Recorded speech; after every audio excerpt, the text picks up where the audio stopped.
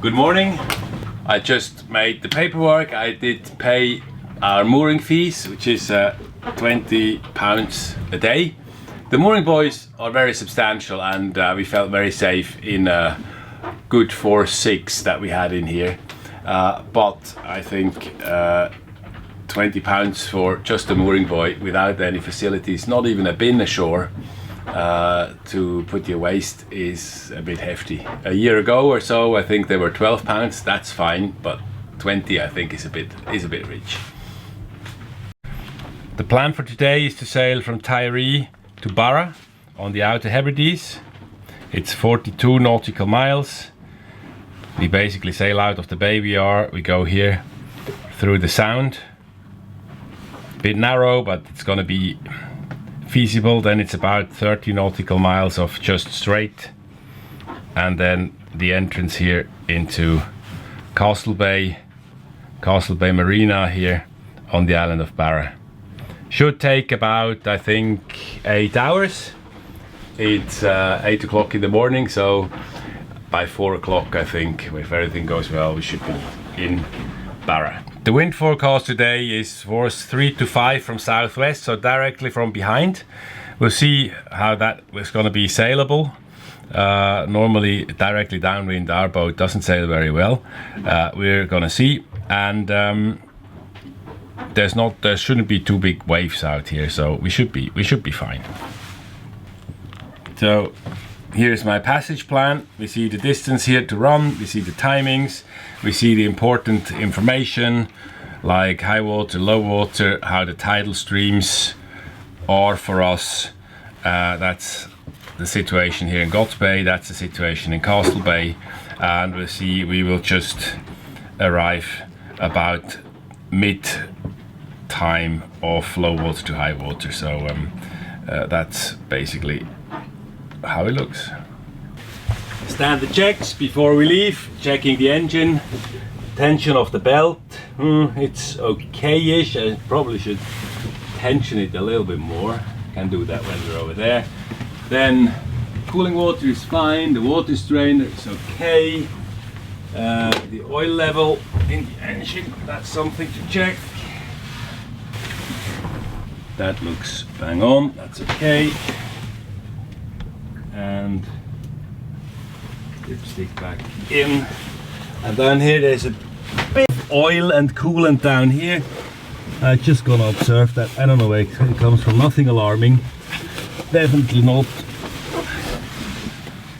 Just clean the bilge.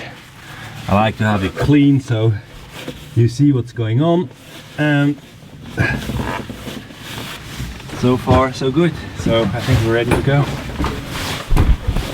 Down below everything is tidied up, and above deck everything is ready, so we just have to slip the lines and go.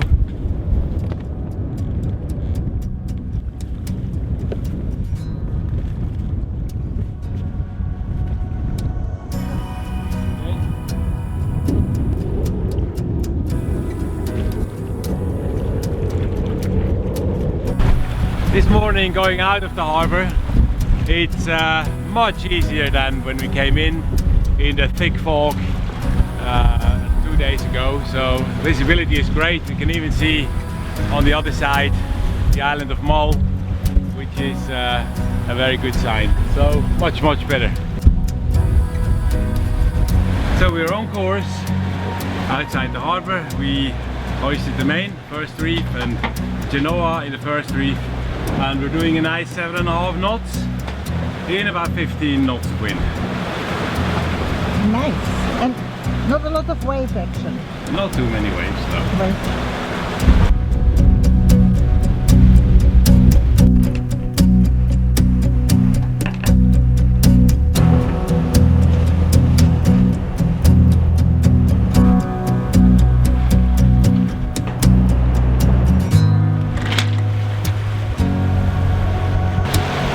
So we're now in Sound between the islands of Coll and Tiree, and there's a bit of heavy waves here because we have a tide coming in, not too strong, about half a knot or so, but then we got the swell against it and also gets a bit narrower, so that's why we have quite some waves here Need some concentration on the wheel.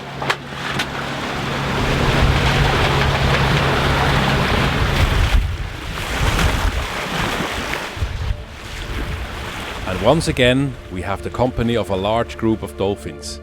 They accompany us for over 2 hours on our way across the Sea of Hebrides.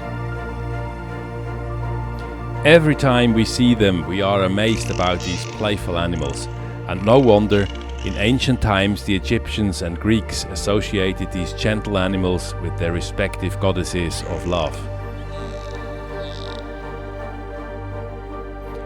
Atlantic white-sided dolphins are endemic in the North Atlantic, and whilst no official numbers exist, their population is considered as low risk. The biggest danger to them is pollution and unwanted bycatch from commercial fishery. They have a wide vocal repertoire, which includes squeals, whistles, clicks and buzzers. The group size varies from several dozen to several hundred individuals. We believe this group here consists of about 30.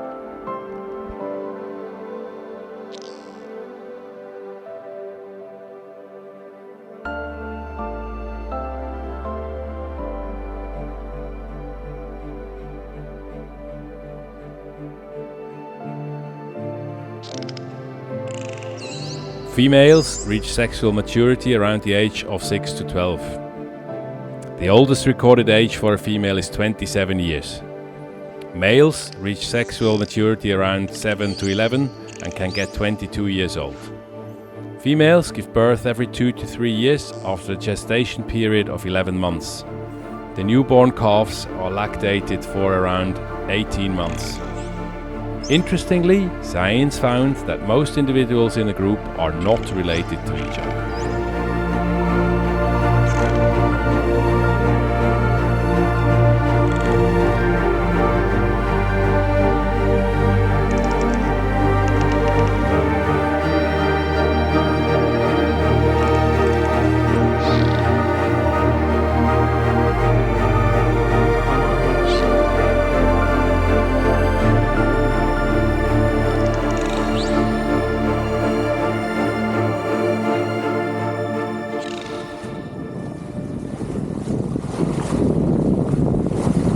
The wind has come down as predicted. We're at about 12-13 knots from behind, so that's not a lot of apparent wind, and we have quite some swell, so that bangs the boat around quite a bit. I'm trying to find a course, but it's very frustrating at the moment. Just not how I want it! And prevent on. Preventer is on, yeah, and it bangs less. Not the best ways to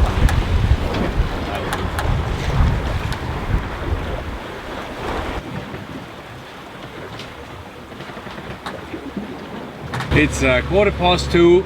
The wind has completely died down. It's now about 5-6 knots of wind, and there is quite a swell in still that bangs the boat around left, right and center. So we decided to roll in the sails. It was just banging and the rig was suffering. We rolled in the genoa, yes, Genoa. and we pulled in the main as well. So not at a sailing angle, but just to stabilize. And now we're motoring, and it's much smoother actually now. The banging has stopped, so that's good. We're about 10 nautical miles out of Castlebay Harbour. We're just approaching here, the entrance, and then we're gonna go in another 1.5 hours.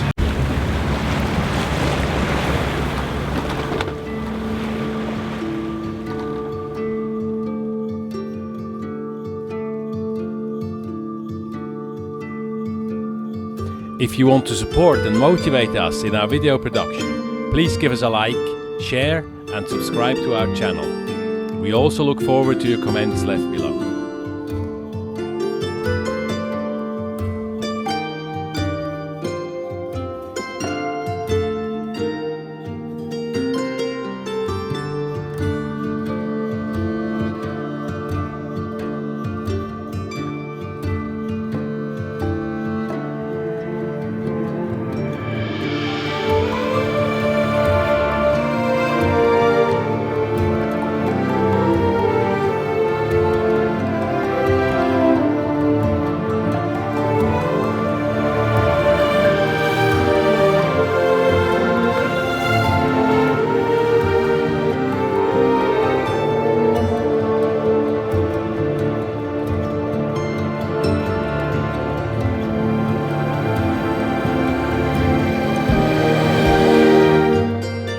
approach into Castlebay is straightforward along the well-marked channel.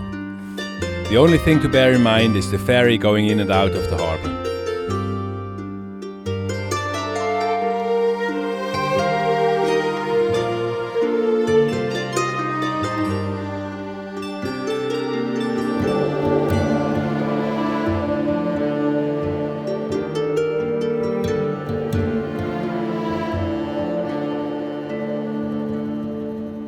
The small marina consists in a few finger berths and 2 large pontoon breakwaters.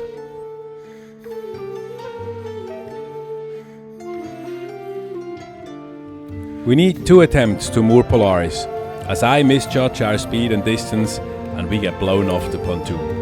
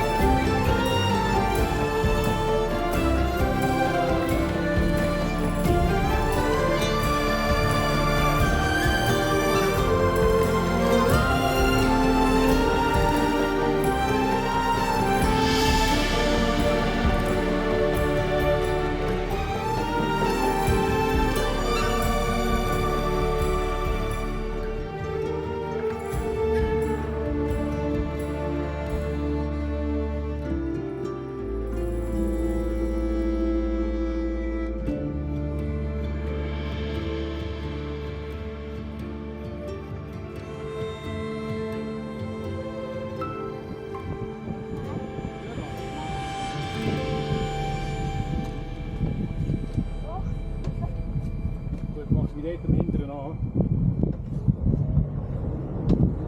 Goed, hebben we gewonnen.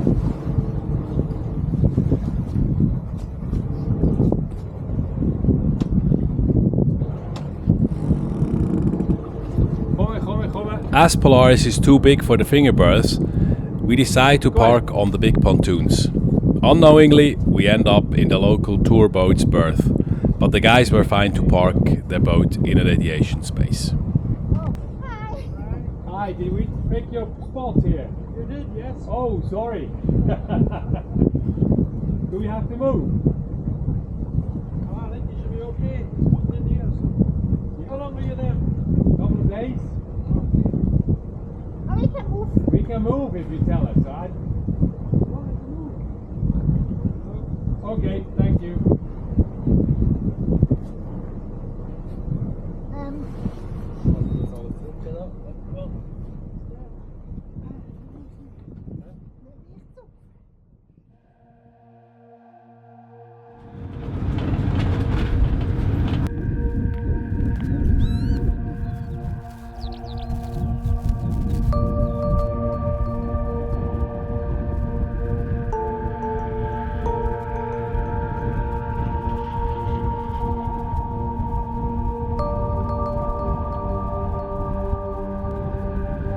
No, we're not taking a flight here, but we think that Barra Airport, the only international airport with its runway on a tidal beach, is quite extraordinary. There are 2 daily flights to Glasgow, providing a vital link for residents and visitors alike.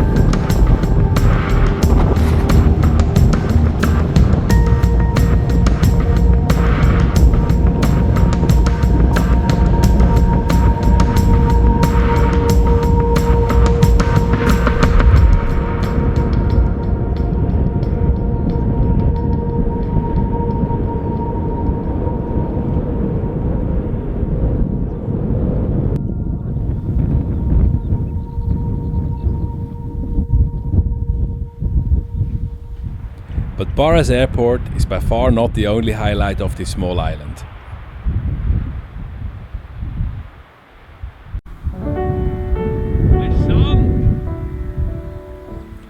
Those who know me well know that I have a deep disaffection for sand beaches.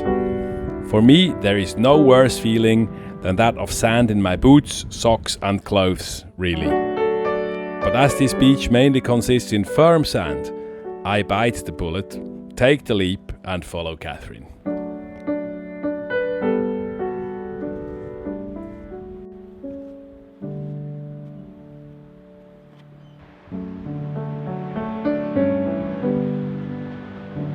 We explore the northwestern shoreline with a mile-long white beach, another surfing paradise. The white sand beaches on Barra have nothing to do with the gneiss rocks otherwise found on the island. Whilst the original sand has been bulldozed by the glaciers during the ice ages, the white sands on these beaches are of much younger origin. They are made of shell fragments that subsequently overwhelmed the native glacial sand.